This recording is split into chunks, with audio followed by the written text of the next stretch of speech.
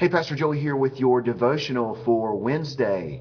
As we've been looking at the book of James, I've just been really astonished at some of the things that I've seen. And today what I want you to do is to go dig into the scripture a little bit more. So right now, I want you to stop the video and to take a look at Genesis chapter 3, verses 1 through 13. Go ahead and stop the video now and read them.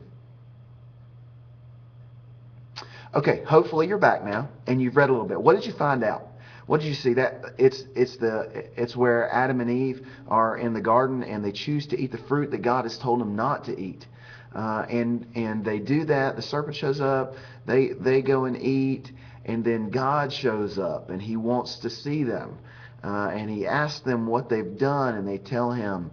And what happens next is just absolutely incredible. God asks Adam and wants him to take responsibility for himself. But what does Adam do first off? He says, "It was her. It was her. It wasn't me."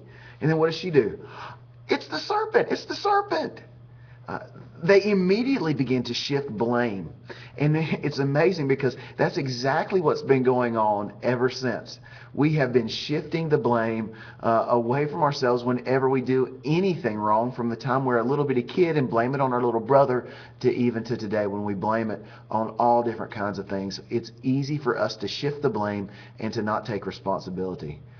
Now, what's amazing is I want to take that and kind of juxtapose, kind of compare it with what we find in James chapter 1, verses 13 through 15. So I want you to stop the video again and look at James chapter 1, verses 13 through 15. Stop it now. Okay, hopefully I think you've come back and you're seeing that, number one, God's not to blame. God hasn't tempted you. God isn't tempted, and He doesn't tempt you. And that number two, that you've seen that who is to blame? Why, it's you that is to blame, and it's me that is to blame for our own sinfulness. It's our desires that tempt us, and the temptation gives birth to sin, and sin gives birth to death. And as we see the spiral start to go downhill for us every single day, as we give into our own desires, and sin has birth in our life, and it eventually leads to rotten things that eventually die going on in our life.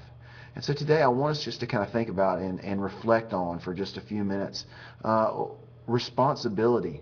Who has the responsibility for our own sinfulness? We do.